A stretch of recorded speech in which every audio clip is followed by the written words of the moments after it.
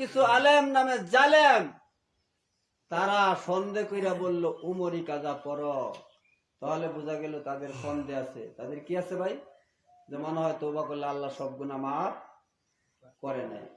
যেহেতু রাসূল বললেন সব গুনাহ মাফ করে দিছে, কোরআনের আয়াত ইরশাদ করলেন ওয়ায়ুবাদদিলুল্লাহু সাইয়্যাতিহিম হাসানা, অনুতপ্ত হওয়ার পর গুনাহ আল্লাহ তাআলার কাছে মাফ চাওয়ার পর গুনার জায়গাগুলা নেকি দিয়া পূর্ণ করে দিছে। তারপরেও ওই জালেমের সন্দেহ আছে। জালেম কয় কি তোমরা বেশি বেশি উমরি কাজা পড়ো, এদেরকে বলা হয় জালেম। এরা কি করছে? সহজটারে কঠিন করছে। আল্লাহ মাফ করে দিছে, এদের সন্দেহ রয়েছে, এরা আবার উমরি কাজা খুঁজিয়া খুঁজিয়া পড়ে। হয়তো মনে করেন তারা এরকম বানানোর পরে আল্লাহ তাআলা সূরা আহজাবের শেষ দিকে বললেন ইন্নাহু কানা যালুমান জাহুলা, এরা আলেম নয়, এরা জালেম। আজকে আপনিও কোরআন হাদিস শুনতেছেন, শোনার পরে যদি আপনি না মানেন তাহলে আপনিও জালেম। আজকে আপনি বক্তব্য শুনতেছেন, শোনার পরে যদি আপনি আসরের নামাজ না পড়েন তাহলে আপনিও কি জালেম। আপনি শুনলেন দৈনিক দিন 5 ওয়াক্ত সালাত আল্লাহর হুকুম, কি ভাই কয় ওয়াক্ত সালাত? আপনাদের ইমাম সাহেব মনে করেন 35টা টাকা হারাইছে, অনেকেই তো টাকা হারায়, কেউ মনে করেন কম হারাইছে, কেউ বেশি হারাইছে, কেউ মনে করেন 1 টাকা হারাইছে। তখন আপনাদের এই এলাকার একজনের টাকা পাইছে, ইমাম সাহেব কইছে আমার 35টা টাকা হারাইছে। আপনাদের এই এলাকার কিছু গোলাবানে টাকা পাইছে, পাওয়ার পরে থলিত বাই করে দেয় 1 টাকা আছে। ইমাম সাহেব হারাইছে 35 টাকা। 1 টাকা পাইলে কি ইমাম সাহেব খুশি? বোঝা যায় না কথা? 1 টাকা পাইলে ইমাম সাহেব খুশি? যদি ওর পকেটে পাওনার থলিতের মধ্যে যদি 35 টাকা থাকে তাহলে ওই টাকাটা কার? ইমাম সাহেব। যদি 35 টাকা না হয় তাহলে ওই টাকাটা কার না? ইমাম সাহেবের না। আর সূরা আনআম আয়াত নাম্বার 162 এই আয়াতে ইরশাদ করলেন কুল ইন্নাস সালাতি ওয়া নুসুকি ওয়া মাহইয়ায়া ওয়া মামাতি লিল্লাহি রাব্বিল আলামিন। আমার সালাত মানে সালাত কি? নামাজ, আমার কুরবানি, আমার হজ, আমার বেঁচে থাকা, আমার মরে যাওয়া লিল্লাহি রাব্বিল আলামিন, আল্লাহর জন্য। কার জন্য ভাই? আপনার মরে যাওয়া আল্লাহর জন্য হয় না, আপনার বেঁচে থাকাটাও আল্লাহর জন্য হয় না, আপনার সালাতটাও আল্লাহর জন্য হয় না। দৈনিক দিন 5 ওয়াক্ত হইলে 7 দিনে ভাই কয় ওয়াক্ত? কেউ কি হিসাব জানে না নাকি? 7 দিনে যদি 35 ওয়াক্ত হয়, আল্লাহ চাইলেন 35 ওয়াক্ত, ইমাম সাহেবের হারাইছে 35 টাকা। আপনি যদি দেন হুজুর এই যে টাকা পাইছি নেন 1 টাকা, ইমাম সাহেব যেরকম খুশি না, ইমাম সাহেব যেরকম নেয় না, তদ্রূপ আপনার সালাত আল্লাহর জন্য হয় না, আপনার সালাত তো আল্লাহ নেয় না। বুঝে থাকলে আপনি বলুন ঠিক না বেঠিক? ঠিক। আল্লাহর জন্য সালাত দৈনিক দিন 5 ওয়াক্ত, 7 দিনে কয় ওয়াক্ত? 35 ওয়াক্ত। আপনি 7 দিনে 1 ওয়াক্ত পড়েন, তারপরেও কোন ঈমান আমার খুব শক্ত, তুই তো পাক্কা শয়তানের ভক্ত। এরকম মুসল্লি আপনাদের এলাকায় আছে না নাই? 1 ওয়াক্ত সালাত করে। আপনারা বিরক্ত হইবেন, এতে আসে যায় না।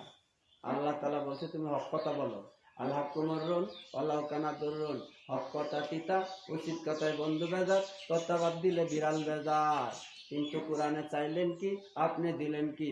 আপনার বেঁচে থাকা, আপনার মরে যাওয়া আল্লাহর জন্য হয় না, আল্লাহর জন্য সাহাবীদের মরে যাওয়া হয়, আল্লাহর জন্য সাহাবীদের বেঁচে থাকাটা হয়। সূরার নাম সূরা আনআম আয়াত নাম্বার 162। বলুন ইন্না নিশ্চয় আমার সালাত, আমার কুরবানি, আমার বেঁচে থাকা, আমার মরে যাওয়া আল্লাহর জন্য। কুল ইন্না সালাতি ওয়া নুসুকি ওয়া মাহইয়ায়া ওয়া মামাতি লিল্লাহি রাব্বিল আলামিন। সাহাবীর মরে যাওয়াটা আল্লাহর জন্য হয়েছে, সাহাবীর মারাটাও আল্লাহর জন্য হয়েছে। আপনি যে মারেন এটা আল্লাহর জন্য মারেন না, আপনি দেশ নেওয়ার জন্য মারেন। এক দেশ আরেক দেশের মারামারি করে, এটা কি নেওয়ার জন্য? আল্লাহরে পাওয়ার জন্য না দেশ দখল করার জন্য ভাই? তাহলে আপনার মরাটা আল্লাহকে পাওয়ার জন্য না। সাহাবীরা মরতো আল্লাহর জন্য, মারতো আরেকজনকে আল্লাহর জন্য। কাফেরকে, বেঈমানকে, বেদিনকে, মুশরিককে তারা মারতো আল্লাহর জন্য, নিজেরাও জান দিত আল্লাহর জন্য, তারা শহীদ হইতো আল্লাহকে খুশি করার জন্য। আর আপনার মরাটা দেশ নেওয়ার জন্য। কিভাবে দেশ নেওয়ার জন্য? আলী রাদিয়াল্লাহু তাআলা আনহু এক বেদিনকে নিচে শোয়াইলেন। বেদিন মানে যেটা রাসূলের বিরোধিতা করে, আল্লাহরও বিরোধিতা করে। এরকম এলাকাতে সমাজে লোক আছে না নাই ভাই? রাসূলের বিরোধিতা করে, আল্লাহর বিরোধিতা করে। ওরে আলী রাদিয়াল্লাহু তাআলা আনহু শোয়াইলেন, কতল করব। এই অবস্থা আলী রাদিয়াল্লাহু তাআলা আনহু নিচের দিকে মুখ। আর যারে কতল করতে চাইলেন বলেন তো তার মুখ কোন দিকে? যে কতল করব তার মুখ নিচের দিকে, আর যারে কতল করব গলার ভিতরে ছুরি চালাইবো তার মুখ উপর দিকে। উপর দিকে থাকা অবস্থায়, কতল করার অবস্থায়, আপনি যদি আমারে কতল করতে চান, এই সময় যদি আমি নিচে থাকি আপনার মুখের ভিতরে থুতু মারি, মানে সেপ মারি, আপনি ছাড়বেন না, তাড়াতাড়ি কতল করবেন। বুঝা যায় কথা? আপনি আমারে কতল করতেছেন আল্লাহকে খুশি করার জন্য। এইবার আপনার মুখের মধ্যে আমি একটা সেপ মারলাম, থুতু মারলাম, আপনি ছাইরা দিবেন না, কতল করবেন। এই জন্যই আল্লাহ তাআলা বলে আপনার কতল করাটা আল্লাহর জন্য হয় না। আলী রাদিয়াল্লাহু তাআলা আনহু বেদিনকে যখন শোয়াইলেন, যখন বেদিনকে কতল করব, বেদিন ওই অবস্থা আলী রাদিয়াল্লাহু তাআলা আনহুর মুখের ভিতরে থুতু মারলো। থুতু মারার সঙ্গে সঙ্গে আলী রাদিয়াল্লাহু তাআলা আনহু ওই বেদিনকে ছাইরা দিল। বলে সুবহানাল্লাহ। দেখেন তার কতলটা কার জন্য হয়। সূরা মুলুক আয়াত নম্বর 13, ইন্নাহু আলিমুন বিযাতিস সুদূর। আলী বেদিনকে বলে, এই বেদিন, আমি আল্লাহর জন্য তোকে কতল করতে চাইছিলাম। যখন তুই আমার মুখে থুতু মারছস তখন আর আল্লাহর জন্য কতল করা হয় না, তখন থুতু মারার রাগে আমি তোকে কতল করতে চাইছিলাম। আগের রাগটা কি জন্য আছেন? আল্লাহকে খুশি করার জন্য। যখন মুখের ভিতরে সেপ মারছে তখন আলী রাদিয়াল্লাহু তাআলার মনটা পরিবর্তন, রে আর কি আরো সারা আমার মুখে সেপ মারছে, তখন কি মন পরিবর্তন হয়েছে কি হয়েছে না? আলী বলে, বেদিন, আল্লাহ অন্তরের খবর রাখে, আমি যদি এইবার তোমাকে কতল করি, কিয়ামতের দিন আল্লাহ তাআলা আমাকে বলবে, আলী তোমার মুখে সেপ মারার কারণে তুমি কতল করছো, মার্ডার কেসের আসামি। তাহলে দেখেন, ইন্নাহু আলিমুম বিযাতিস সুদূর। আলী ভয় করলেন আল্লাহকে দেখে, আর আলী কতল করলেন আল্লাহকে খুশি করার জন্য। আপনার কতল হয় না আল্লাহকে খুশি করার জন্য।